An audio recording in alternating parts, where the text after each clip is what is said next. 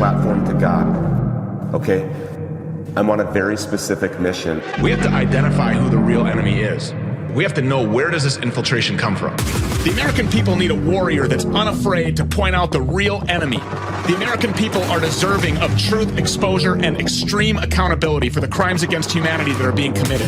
We're on the brink of the complete collapse of America, while at the same time at the precipice of an amazing victory. If we want to prevent our children from facing a future bloodbath, I'm talking mass amounts of bloodshed, we need to step up and fight this war, and we need to fight it now. Uncensored. I refuse to be silenced or muzzled. Unafraid. No man will intimidate me. Unstoppable. Good evening and welcome to the Stu Peters Show. We have discussed this ad nauseum on this program, and everybody knows by now that Washington, D.C. runs on blackmail. And it's not just D.C. No, it's governments and corporations and banks and anything else with real power all over the world. They use blackmail to control the people at the very top, and then anyone else that trickles down that they can take an interest in. Someone has something on everyone, and at any given time, they can release it, and they can destroy everything. Now, these blackmail operations, they take many forms. We all know that Jeffrey Epstein and his child sex trafficking network, frequented by politicians and billionaires, wasn't just a sex ring. No, it was an elaborate blackmail operation tied to the Mossad and the CIA and British intelligence. Jeffrey Epstein had videotapes.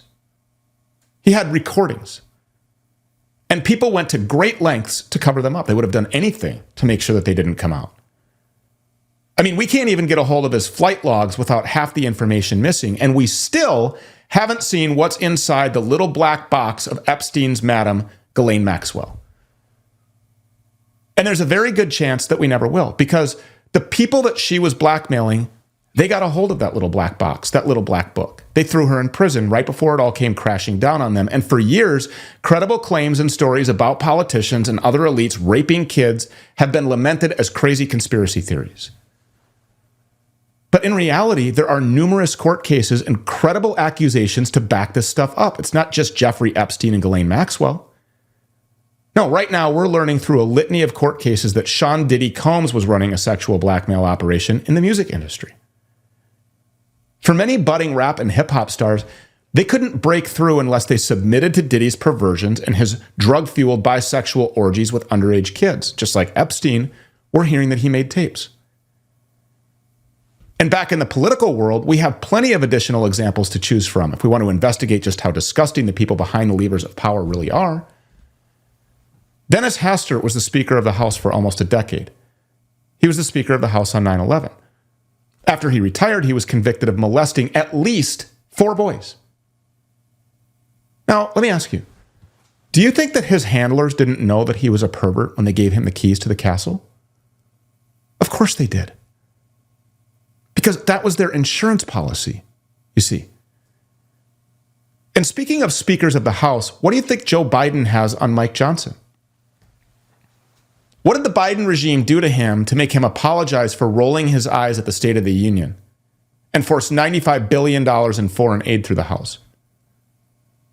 Blackmail is how legislation gets moved in Washington. Anthony Weiner, the infamous Clinton associate and the husband of Hillary Clinton's body woman, was convicted of child sex crimes. He was a fall guy, obviously, and he was also a former congressman. He got convicted and the investigations into the Clintons all stopped. The public was told that Anthony Weiner was the bad guy and that everything else was just a conspiracy theory. But whatever happened to his laptop? Yeah, before Hunter Biden's laptop, there was Anthony Weiner's laptop. He was using it to sext with children. What else was on that hard drive? Every single time that the American public starts to investigate this issue, starts to investigate the elite perverts behind the levers of power, not just of politics, but of all sectors of American life, they're given a fall guy on a silver platter. They're given a pound of flesh, and then the issue just goes away.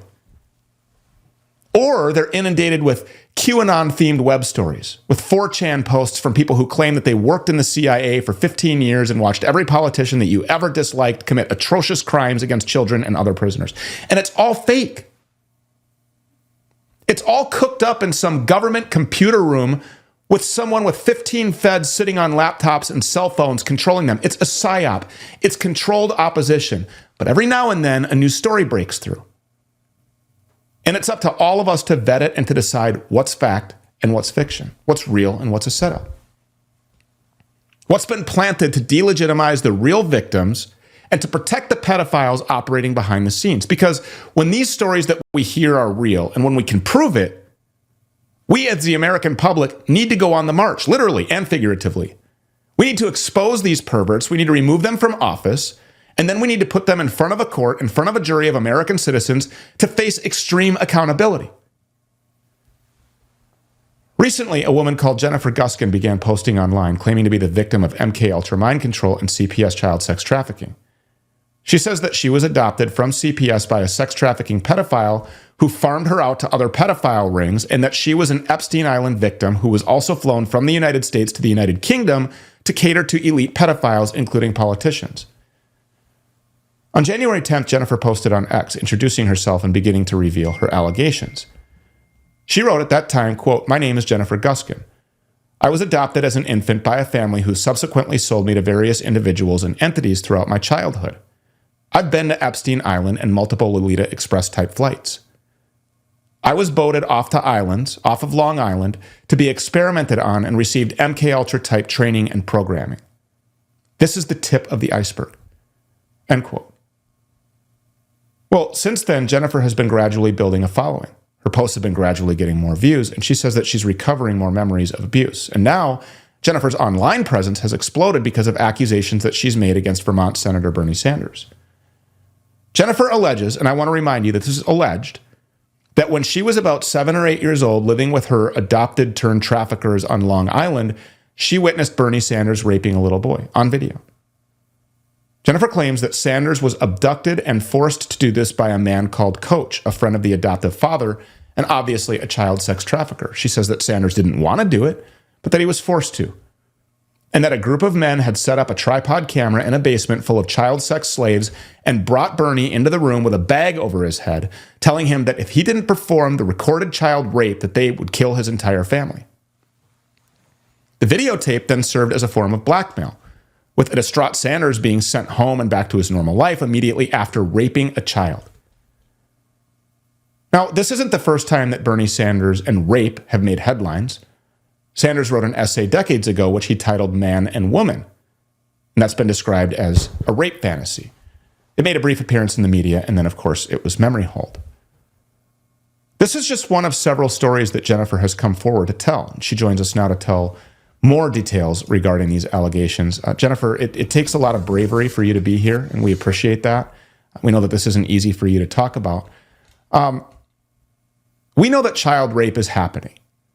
We know that it's being used on our politicians and other elites as blackmail, and that's why I wanted to highlight and platform your story. Bernie Sanders is a rotten communist. He's a subversive who doesn't like America. He doesn't like Western civilization. He lives a life of luxury while pushing the middle class into a world of suffer. But nobody wants him to be a child rapist. Nobody's rooting for Bernie Sanders to have raped kids, because that would mean that there are innocent people out there who've had their lives destroyed by it. We know that there was no way for you to document this event at the time or gather evidence as it happened because you were a child. And if all of this is true, then you were being held captive as well. That's why it's important that we provide as much accurate information and context as possible so that we can sift through this and get to the truth. So why are you coming forward now? Technically, I came forward back in October of 2017. I made a post on Facebook in a Facebook group. That group was since deleted. I believe it was deleted during the Hunter Biden laptop scandal. And I came forward essentially because the way I see it is if what I'm remembering is true and if what I'm remembering is accurate, then what kind of person am I to stay silent? Then that makes me complicit. And how many other children are still getting raped, still being trafficked, still being abused? And this system will never come to an end if we stay silent. And the only way we'll be able to get rid of this corruption and finally get real transparency is if people start coming forward. And that's why I came forward. Did anyone on the outside encourage you or compensate you in any way to come forward? Not in any shape or form. Nobody urged you. Nobody said you should really come forward. There's an election coming up. Nobody said, hey, we'll pay you. This was 100% your doing. You decided, I'm going to do this. There was one morning in the beginning of October where I was on my phone and I just started writing. I just started writing on my phone in the notepad. And middle end of October, I was like, all right, this is good. We can do this. And I posted it. You said that you were 7 or 8 when this happened. Is that right? Roughly. I was in either first or second grade. What year was this? When did this take place? I was born in 87, so it was probably early-ish, mid-ish 90s. Okay. Now, Bernie Sanders has already run for president twice. He's been in Washington since the early 1990s. Why didn't you say anything until just now? Because I wasn't sure how accurate my memories were.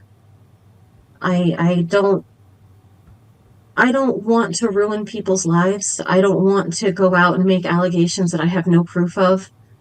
And with my past, with the MK Ultra programming and with the MK Ultra training, my memory is very fragmented, and I'm well aware of the scrutiny that I'm going to undergo. I'm well aware of the questions that people are going to ask, and I'm not going to be able to answer everything the way that they want me to and the way I want to be able to. So I like I said, I had no choice when I realized that what I was remembering might be true. I had to ask myself whether it was worth staying silent or whether it was more important to talk about it and to see if something could come of it. Yeah, I mean, of course, when you're making allegations like this, a lot of people are going to be desperate to discredit you. They're going to say that you're crazy, that you're making this up, that you're a pathological liar, that you have some sort of a diagnosis or undiagnosed condition of some sort. Anything that they can do. If this is true, they will come after you in ways that you probably can't even imagine. They already have. In what ways? I went public in October of 2017. I gave birth to my daughter in December of 2017. And I was told that it was the law for all new mothers to take a drug test. So I did. And after the drug test came back the drug test came back negative. Everything came back negative. I have copies of it and everything. And they opened a substance exposed newborn case. And they told me that if I didn't stop talking, I would never see my daughter again. Who's they that told you that you needed to stop talking? Child Protective Services. And that's how they put it to you. If you don't stop talking, we're going to take your kid. Yes. Now, was that something that was said, or was it talking. something that was written, or? It was said. It was initially when they first opened the case. I asked them, I said, do you have any recommendations, any suggestions, anything I can do to show you that I'm committed to my daughter and I'm committed to doing what's best for her? And they said, no, we don't have any suggestions for you, but we do recommend that you stop posting on social media. And as the case progressed and she was removed from our care, it turned from, we recommend that you stop posting on media, to make her stop posting on social media. And then they went to my daughter's father, my husband, and told him to make me stop posting on social media. They didn't want follow-up drug testing. They didn't want parenting classes. The only thing they said to us the entire time was to stop posting on social media. Well, there's obviously memory issues, things that you won't be able to recall, but there's a few discrepancies that we want to clear up, some questions that we want to ask you, if that's okay. Of course. You've said a few different things about where Bernie's family was at the time of this alleged sex crime. Were they in the basement watching it happen in a van parked outside of the house, or were they not there at all? From my perspective, as I was being raped, I as I was being raped, and I heard them threaten him, I looked up and I saw his family there. And then what was back to being raped, and he was crying in hysterics. And I don't know at what point his family actually left the room. I just know that by the time that when I got upstairs and when he got back upstairs after he was done, his family was already in the car. I don't know at what point they went upstairs. I just know that when he was threatened, I looked up, I saw them, and then I went back to focusing on what was happening. How did you know who these people were? You say that Bernie was brought into the basement with a bag on his head, and that when they removed the bag, you as a 7 or 8-year-old child recognized him. How's that? No, I didn't recognize them at the time. Okay. How did you know that this was his family? Did they have some kind of conversation? Just from what was said, from the reaction that I heard, that I saw from him, the way he got hysterical. And I had also seen another circumstance where somebody's wife or fiance was there. Okay. Now, in one version of your story, and again, we're showing you grace because of your memory and recollection, but in one version, you claim that a man told Bernie to rape the little boy or his family would be killed, and you claim that the man went on to say, "Don't worry, the boy is used to it." But a different version of your story has you personally telling Bernie to rape the boy, and that the longer he waited, the worse it would be. You say that as this happened, you and several other children were also being raped by a group of men. So which version is accurate? How could you have directly told Bernie to do this while you were actively being raped? We say it all the time on this program. We don't have a government. No, we have a rogue, murderous corporate crime syndicate. We don't have any representation in Washington, D.C. But look around. Banks all over the place are collapsing. And then they're getting bailed out. And who's paying for that? You all. Biden says taxpayers won't pay. Well, how do those banks get that money? The Fed prints the money to cover the losses, which will cause more inflation, or they just get the money from the Treasury. Either way, you're paying for it. So what can two average Joes like you and I even do about it? Simple. Protect your wealth with physical gold and silver, just like so many other Americans and banks are doing right now, just like I'm doing. I get my gold and silver from Goldco. Call them today, please, 855-706-GOLD. Learn how to protect your savings with gold and silver. Again, that number is 855-706-GOLD. Call Goldco today, 855-706-GOLD. Times are uncertain, to say the least. And being prepared right now is more crucial than it ever has been before, which is why I'm here to tell you about this incredible offer from our trusted partner, American Reserves. For the entire month of April, American Reserves is offering you, the Stu Peters community, free 72-hour kits with any purchase. You heard that right. Free product with any purchase, no matter how many purchases. All you need to do is use code STU72 at checkout, because at American Reserves, it's not just about selling products. It's about ensuring that you and your loved ones are safe and prepared. This is your one-stop shop for high-quality, long shelf-life emergency food, top-tier water filtration products, and essential survival gear. And they understand the value of being prepared without breaking the bank at American Reserves. To help make your family readiness even more accessible, American Reserves offers Shop Pay that allows you to get the products immediately and pay later. That means that you can secure your family's safety right now, today, and pay in small, manageable installments. No stress, no compromise on quality. Don't wait until it's too late. Visit AmericanReserves.com right now, grab your free 72-hour emergency kit with any purchase, and take a smart step toward being prepared. With American Reserves and Shop Pay, you're not just preparing for emergencies, you're investing in peace of mind. The American Reserves team are my friends. I trust them with my own family's preparedness. They're true Christians and patriots, and they help support my work. Go to the good people right now at AmericanReserves.com and use the code STU72 to check out and prepare your family. Field of Greens is the healthiest thing that I do every day, and I want you on this journey with me. It's literally 1 scoop a day. It tastes great. I like all of their flavors. It's completely improved my life. This is actually nutrition the way that nature intended. What I noticed right away, I noticed clearer skin. I noticed brighter, more vibrant skin. I noticed more energy when I wake up. I noticed better sleep at night. And Field of Greens is just radically different. It's different from anything else that you could possibly do. Each organic fruit and vegetable was medically chosen to support heart and vital organ health. I trust Field of Greens to keep me healthy. I promise, you're going to love this product. But if for any reason you don't, they'll give you a 100% money-back guarantee. Who else is going to do that? Plus, I got you 15% off your first order, plus free rush shipping. Just visit fieldofgreens.com and use the promo code STEW. That's promo code STEW at fieldofgreens.com. Fieldofgreens.com, promo code STEW. Now, in one version of your story, and again, we're showing you grace because of your memory and recollection, but in one version, you claim that a man told Bernie to rape the little boy or his family would be killed, and you claim that the man went on to say, don't worry, the boy is used to it.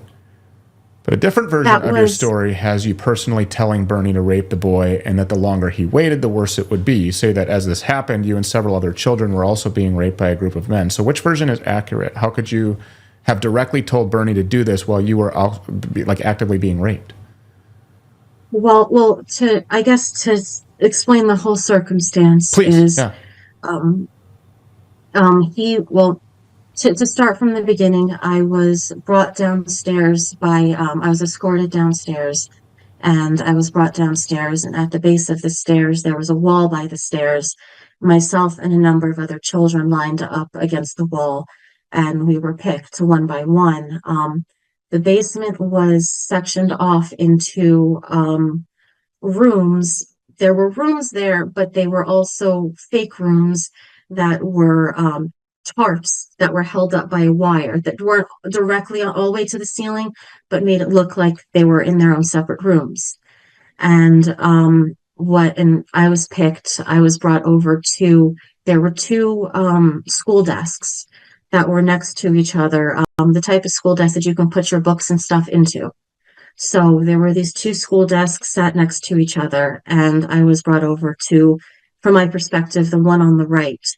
And I was bent over, being raped, and Bernie was dragged down, threatened.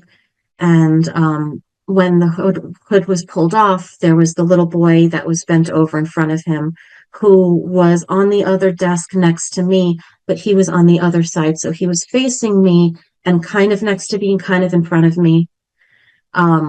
So Bernie was threatened. He was told, rape this boy, have sex with this boy, or we'll kill you and your family. And another person came over to Bernie, who I call Coach.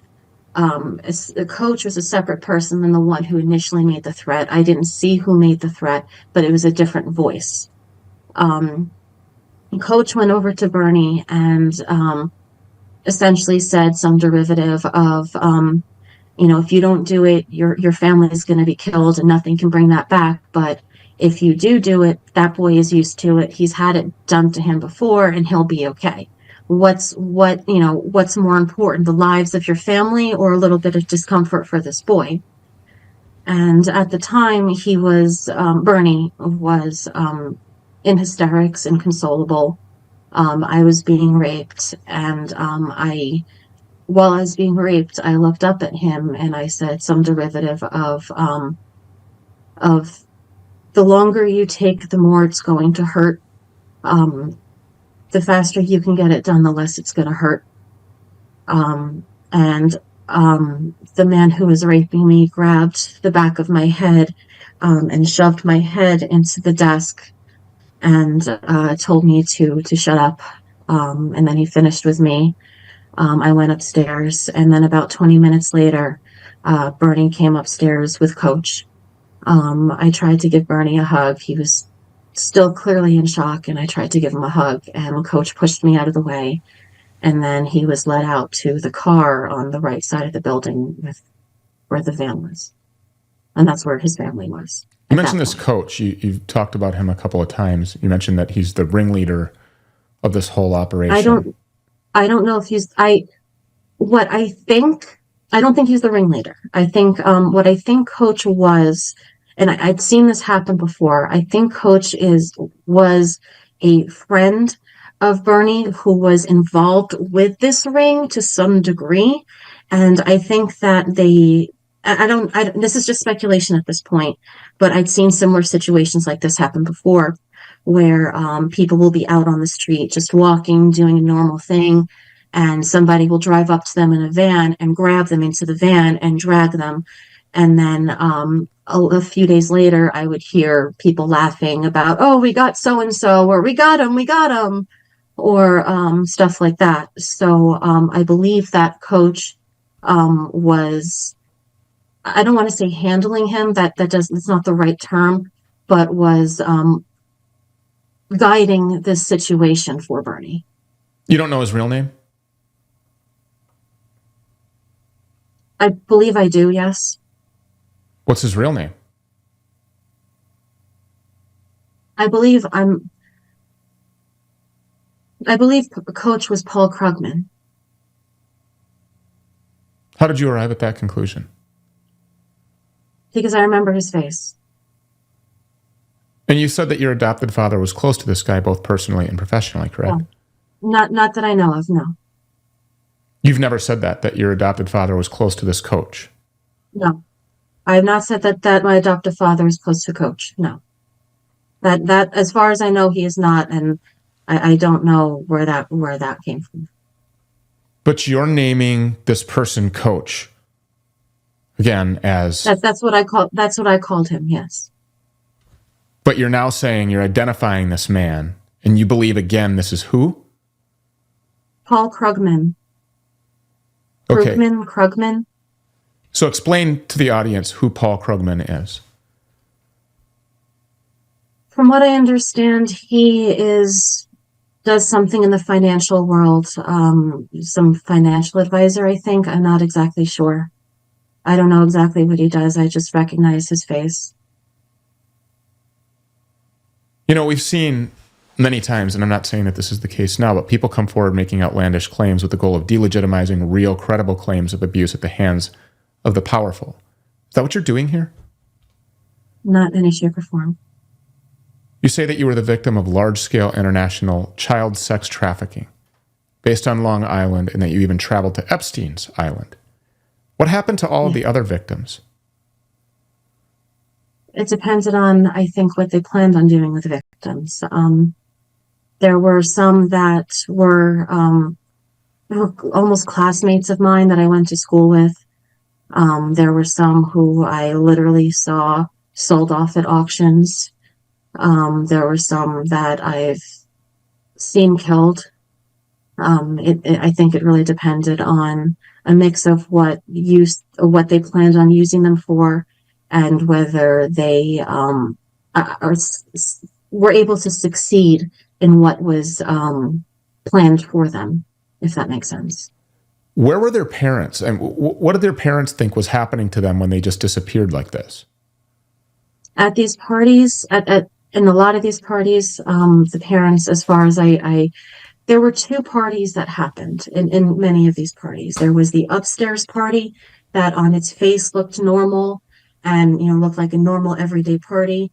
And then there was usually some degree of going downstairs to some kind of basement area where the bad things would happen.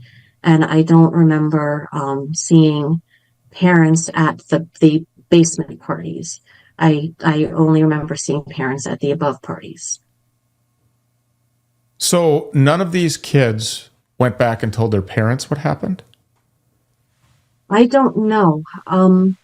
Pretty much, at the very least, I was used to it, to the point that I was in the living room watching Law and Order, and an episode came on where I turned to my parents and I said to them, why is that person getting into trouble for what so-and-so did to me the other week or the other weekend? And it was some derivative of most people don't understand, most people don't get it, but it's okay within our circles or something like that. But clearly, I mean, the first time this happens, and really every time, this is one of the most traumatic things that you could ever possibly go through. Now, we've heard, obviously, of women being abused, and I'm talking about just in relationships, financial abuse, mental abuse, emotional abuse, physical abuse. We acknowledge here on this program, through personal experience, that the emotional abuse is even worse than the physical abuse. The scars aren't visible on the outside, but they cut deeper on the inside. I personally know people that have been through this traumatic experience. This is something that they carry through the rest of their lives. It's almost as if PTSD. They get triggered by other people that talk to them in a similar way, or if they interpret something as being said in a certain way, somebody approaches them fastly. I was a bounty hunter. I still get weirded out when somebody gets out of a vehicle in front of me at a gas tank because there was a life and death situation that happened at a gas pump with me. So I understand what trauma is. I could never say that I can put myself in your shoes or understand what it is that you're feeling. But is this the most traumatic thing that you've ever been through, being raped as a child? No. What was more traumatic than that?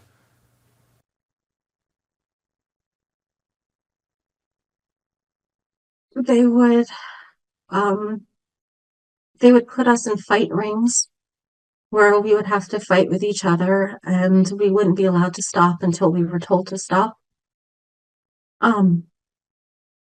One of the more traumatic memories is being in a fight ring with a young boy who was he was a bully. He was a jerk, and he was mocking me, telling me that he was going to kill my friends next, and he was going to go after my friends next.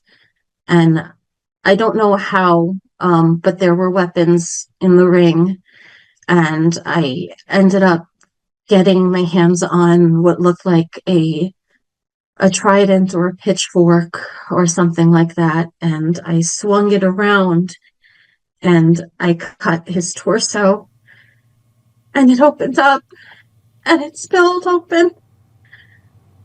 And I don't know how, but somehow there ended up being a hammer that got in the ring, and I knew the boy wasn't going to survive, and I just wanted to put him out of his misery. So I just kept hitting until he stopped moving. And did he die? I think so. Who got rid of his lifeless body? I don't know. What happened to you? Did they sweep you away? Did you not see anybody come to pick him up or to move him? How did that end? It was in the equivalency of like a school gym. Where was this? I don't know. Was this on Epstein's Island? Where were you when this happened? No, this was in. It looks like a school gymnasium. But like where? Like city, state? Like where did this happen? New York. New York. I don't know exactly where in New York, but it was somewhere in New York. And how did they gain access to this school gymnasium of sorts? I don't know. The gym looks like very similar to a gym that I used to play in when I went to camp. I don't know if it's the same gym, but it looks very similar. So you murdered a young boy as a young girl. Yes. Have you ever told anybody this before? Yes. Did they believe you? I don't hide it. Did they Yes. believe you? Have you told this to law enforcement? Have you made a confession of any kind? Yes. I've contacted law enforcement about what I witnessed as a child and about what I did as a child multiple times, and they don't want to hear it. Never investigated, dismissed as fantasy. Not saying that the police are our friends. There was one investigation when I was a child that I don't know if they were police or what exactly they were. They were some kind of police officers. I was brought into a room, and I was brought into a room, and they were talking to me, asking me questions. I was previously raped, and the man who was raping me kicked me in the chest, and I got thrown across the room. I was at a friend's house. I think I was getting changed, and somebody saw the bruises on my chest, and they contacted the police, and the police ended up sitting down with me and saying, can you name, we were talking and they were like, well, can you name any of your abusers? Can you name any of these people that you see? And I said, well, I don't know their names. I know their code names. A lot of them have code names when they go to these parties. But if you turn on the TV and let me have the remote for a couple of hours, I can point them out to you on the television, or I can point some of them out to you on the television. And is that how you arrived at the conclusion that this was this Paul Krugman that was coach? I knew him from television, yes.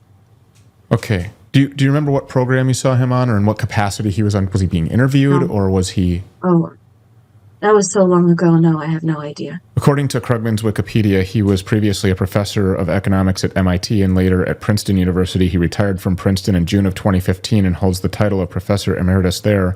He also holds the title of Centennial Professor at London School of Economics. Krugman was the president of the Eastern Economics Association in 2010 and is among the most influential economists in the world. He's known in academia for his work on international economics, including trade theory and international finance, economic geography, liquidity traps, and currency crises. Did you know any of this stuff about him? Obviously, you must have looked him up after you thought that you recognized him, and you've probably read the same thing that I just read aloud, have you? No, I hadn't. All I knew is that he did financial stuff. I actually... How did you know that? How did you know that he did financial stuff? From when I saw him on TV, I saw him talking about financial stuff. And it just dawned on you, that's Coach. That's him. Had you ever seen him anywhere else before besides this incident that you allege happened alongside Bernie Sanders? At this point, I don't think so. So at one time when you were 7 or 8 years old, while you were under stress in a crisis, being raped and witnessing Bernie Sanders raping a young boy, you very briefly saw this person who now, how many years later, you identified as Paul Krugman? I recognized his face. I knew his face. I wasn't able to identify him, like his name, until a number of years ago. But and how did you do that? You recognized his name and face. He was on TV. That's when you recognized his face. His face, correct. I did not know his name at the time. Okay, and so then years later, how did you arrive at his name? We say it all the time on this program. We don't have a government. No, we have a rogue, murderous corporate crime syndicate. We don't have any representation in Washington, D.C. But look around. Banks all over the place are collapsing. And then they're getting bailed out. And who's paying for that? You are. Biden says taxpayers won't pay. Well, how do those banks get that money? The Fed prints the money to cover the losses, which will cause more inflation, or they just get the money from the Treasury. Either way, you're paying for it. So what can two average Joes like you and I even do about it? Simple. Protect your wealth with physical gold and silver, just like so many other Americans and banks are doing right now, just like I'm doing. I get my gold and silver from Goldco. Call them today, please, 855-706-GOLD. Learn how to protect your savings with gold and silver. Again, that number is 855-706-GOLD. Call Goldco today, 855-706-GOLD. Heart disease and blood clots and strokes and kidney failure. You hear these things, you think death. These are all deadly, and all of them can be found on the back of an ibuprofen bottle as adverse events. On top of all of it, ibuprofen doesn't even get to the main cause of your pain and swelling problems. It's only temporary pain relief. It's only masking the true problem, which is inflammation. That's not a solution to your pain. Not only is it ineffective, it's expensive and downright dangerous, especially for seniors. That's why researchers are saying right now to add this Antarctic super nutrient to your diet. I'm talking about omega-3 fatty acids, but not just any form of omegas that you get with regular fish oil at the big box store down the street. No, these are omega-3 fatty acids sourced from wild-caught krill. The omega-3 content from krill oil has been shown to support healthy blood pressure, circulation, brain health, as well as reduce inflammation, swelling, and joint pain. In fact, it outperforms ibuprofen, Advil, and Tylenol, and it doesn't have all of those dangerous side effects that we just talked about. For a limited time, you can grab Native Path Antarctic Krill Oil for as low as $23 a bottle. Just go to stopmyinflammation.com right now and get your special offer for being a part of this crew, this family. Go to stopmyinflammation.com. Again, that's stopmyinflammation.com. Okay, and so then years later, how did you arrive at his name? I don't remember exactly how I rose at his name. I remember if maybe it was an internet clip or something. Like, I don't have TV, so it must have been a clip or something online that I was able to connect that face was him. So just a couple of things here. I mean, that had to be the biggest revelation of your lifetime. And you don't remember exactly where you were or how you saw this man that was responsible for all of this when you were a young child? You don't remember if it was an internet clip or anything? Well, that's what I'm saying. It was an internet clip, and Okay. during this time period, I was watching tons and tons and tons of media and news and all that kind of stuff. So, I mean, there's no way for me to focus. In what narrow down form were you exactly. viewing these clips? Was it on a laptop or on a computer? Computer, laptop, technically, yes. A laptop. And when was this? How long ago was this? Oh gosh, it was over 5 years ago. It was before my daughter was born that I was able to identify him. So there are people who remember the exact time, place, location, date of their first date with, their girlfriend. They remember specific wording in text messages that they get from a significant other that makes them feel good or that harms or hurts their feelings, but you don't remember exactly what day or time or month or where you were when you recognized Paul Krugman as the person responsible, allegedly, for these heinous acts against children? I can show you where I was. I was sitting at the counter right behind me with my laptop on it. But other than that, I can't give you the exact date, the exact time. But I was sitting, my laptop used to be placed on the counter behind me before everything went to hell. And that's, at the very least, I remember that. I was sitting at the computer, at the laptop, at that counter there when I saw it. This platform is about extreme accountability and fighting for children. There's nothing that we're more passionate about here. And I don't know that you know that or not. You said that you've seen clips of the program before you came on here. But that is, I'm telling you, that is what the core of my purpose is. That's the calling that I am being obedient to. That is the number one priority of this program, is the passion of protecting and fighting and going to war to defend kids. So I'm in no way here to try to intentionally discredit you. I'm not here to attack you. All I want is the truth and transparency. And that's what we want as well. And that's why, obviously, if there are discrepancies in your story, we're here to clear them up. I want you to remember or recall things that will help you to solidify the case, where nobody can argue that you're some crazy, kooky loony bin who's making all of this up, who's being paid, or who's running some sort of an op against the American people to delegitimize real activity that's taking place if this wasn't real. And that's what brings me to my question about these other kids.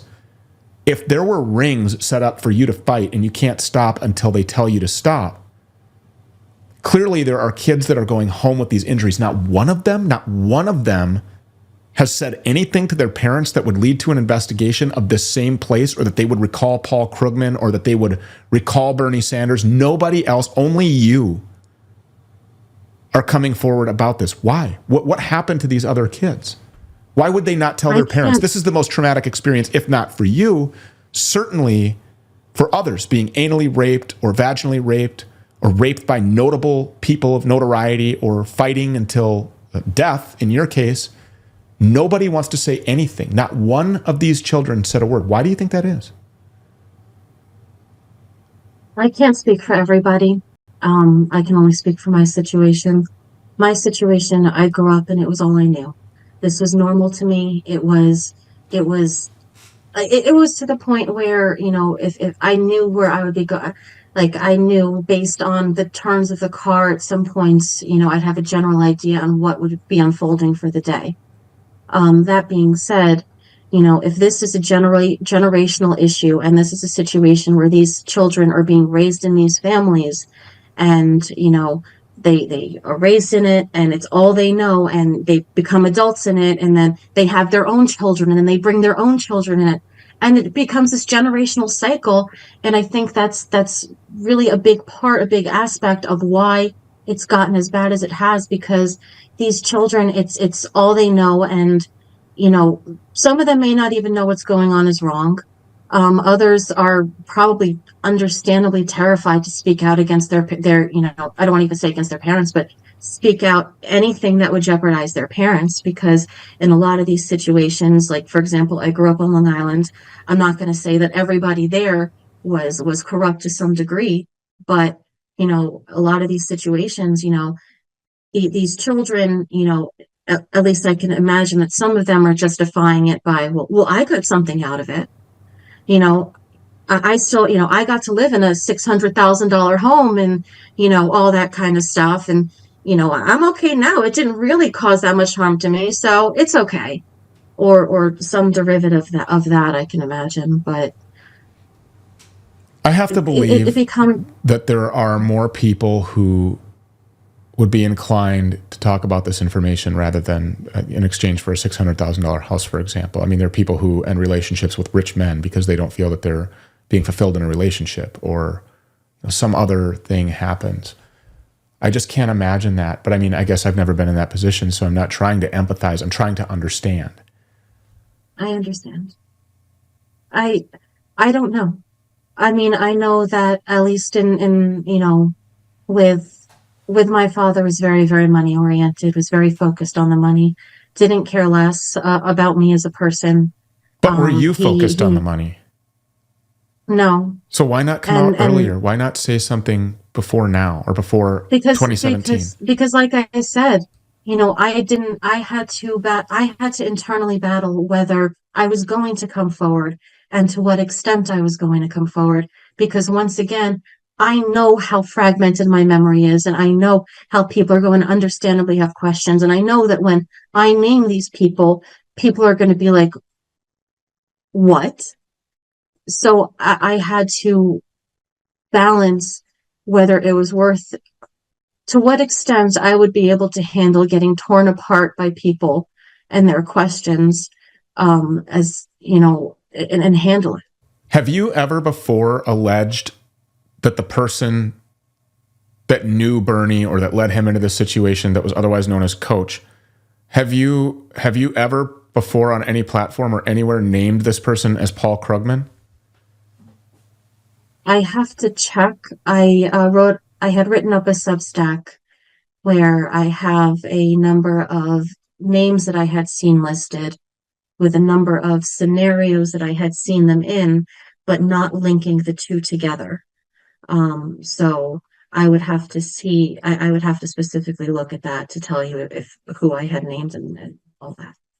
So, when you search just a very quick Google search of Paul Krugman and Bernie Sanders, the first thing that comes up is a YouTube video titled "Paul Krugman is nervous about Bernie Sanders embracing the socialist label."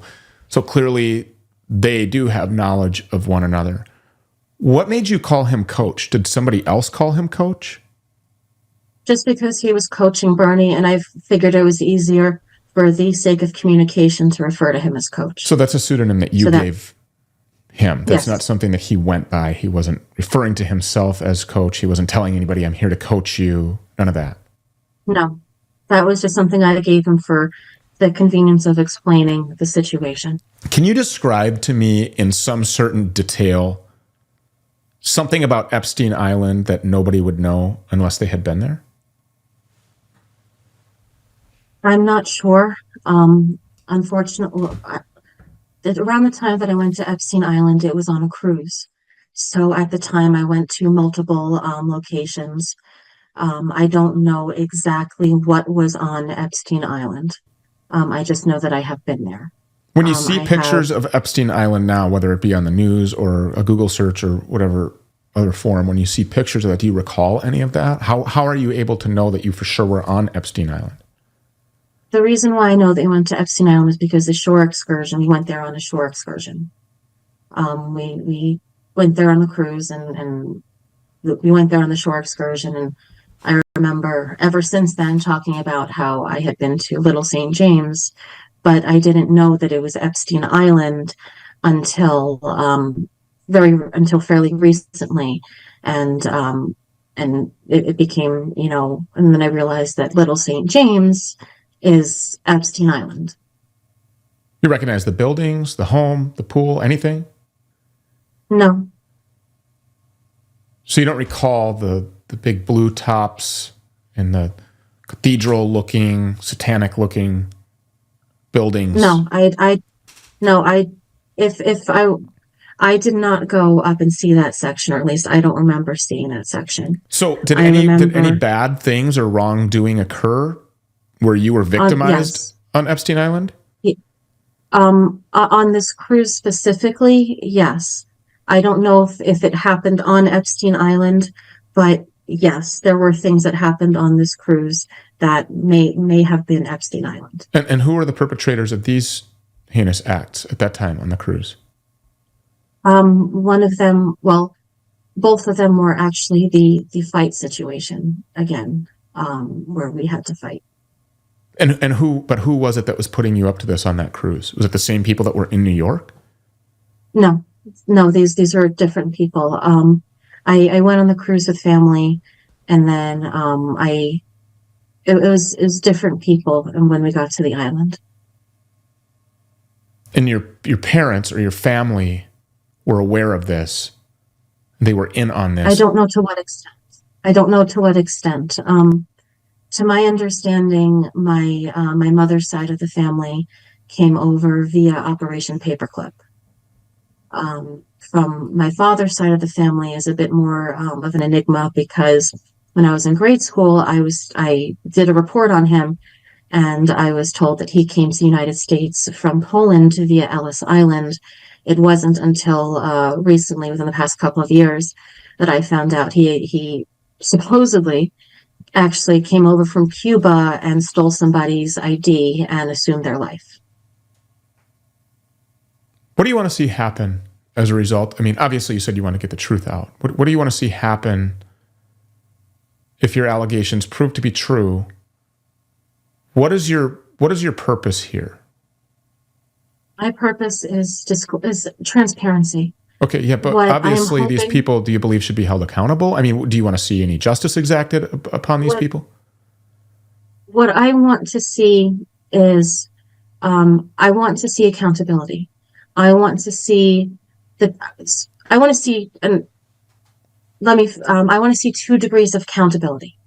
I want to see severe punishment for the people who are orchestrating this. I want it to be set for hundreds of years. That is a deterrent that they will never do this type of thing again. I want, and anybody who consider doing this type of thing, to be terrified of what's going to happen because of the degree of accountability that they will receive. I do think that the blackmailed do need to receive some degree of accountability as well, but I don't think it needs to be or should be anywhere near the degree of those at the top who are orchestrating this. I think that, the blackmailed, especially those who are willing to come forward to whatever degree and who are fighting back in whatever degree they can, I think they should be given something much milder, whether it's community service or something. They should do something to give back to the community and to give back to the people, to try and at least do something to make up for what they did. There needs to be a level of accountability on all ends. But like I said, the people who are orchestrating this, the people at the top, the people who did the deed with a smile on their face, need to be locked in a very, very small cell for the rest of their lives. No, they need to be killed. We oftentimes say, if you touch our kids, we kill you. And that, of course, is an abbreviation for after a judicial process, due process, a speedy but thorough trial has occurred and a guilty verdict has been handed down. These people need to be killed. They need to be executed. Who is at the top of all of this? I don't know. Has there been any type of investigation into your allegations at all whatsoever? Any credible investigating?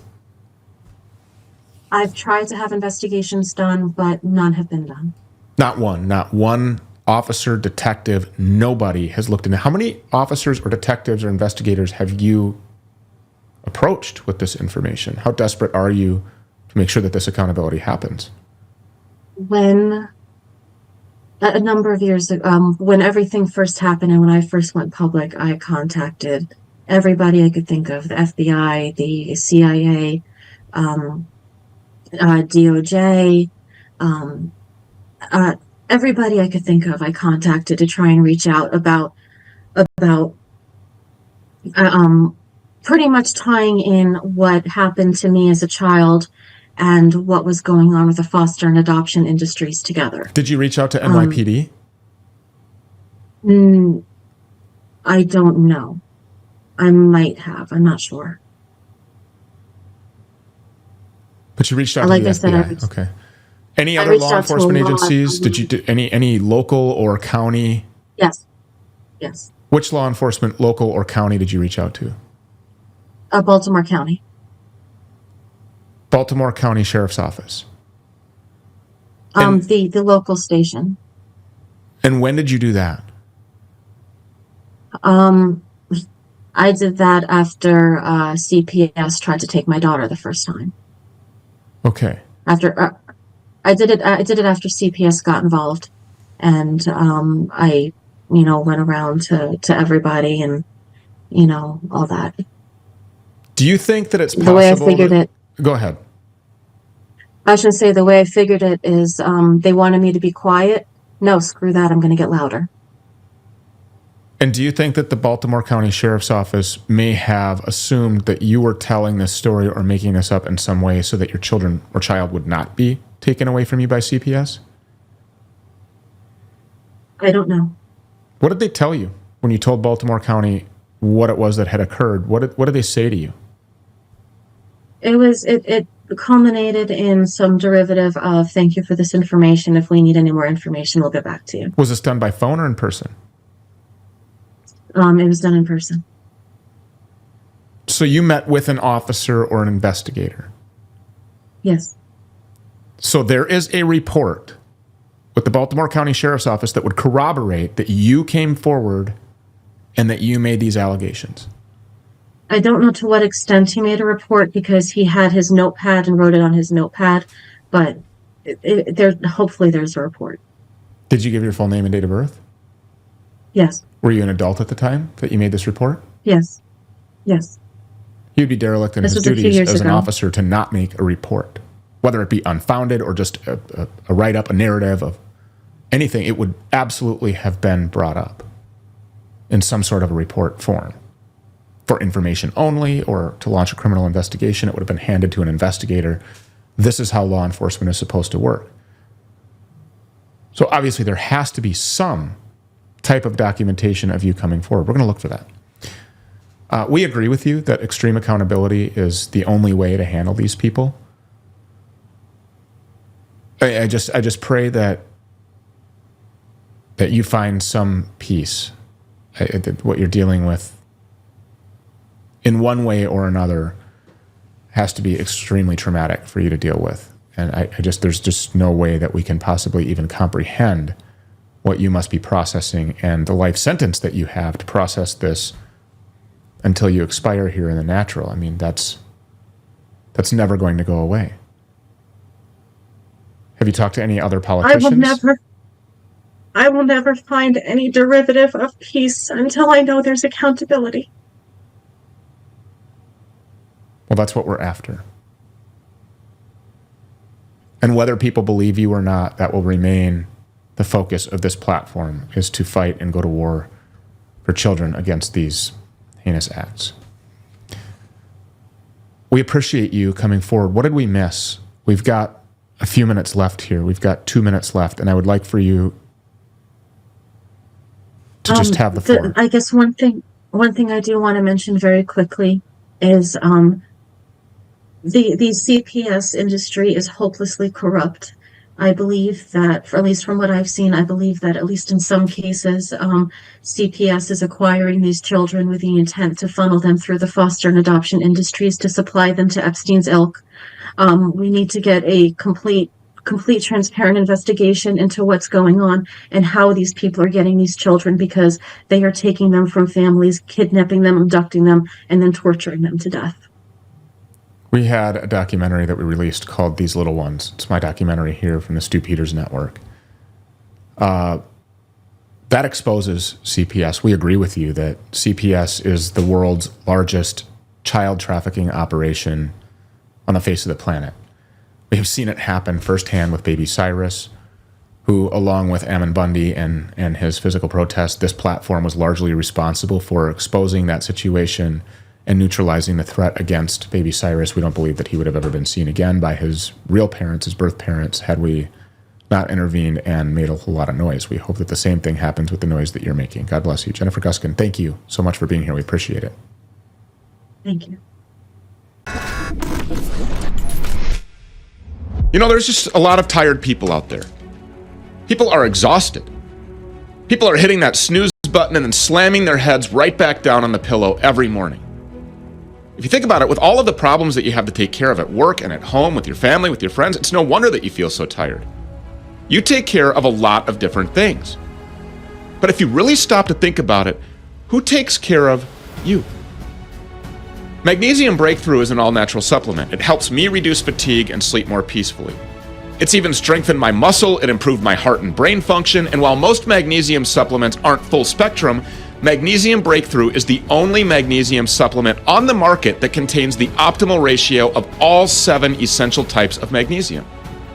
Imagine having the strength and energy to get out of bed every morning and face the day boldly and courageously, to be able to show up as your best self, to keep that energy up through the day and into the night.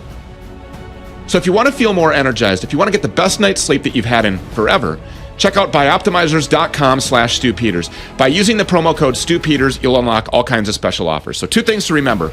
Bioptimizers.com/Stu Peters and then use promo code Stu Peters. You'll be amazed at how much better you feel by taking Magnesium Breakthrough.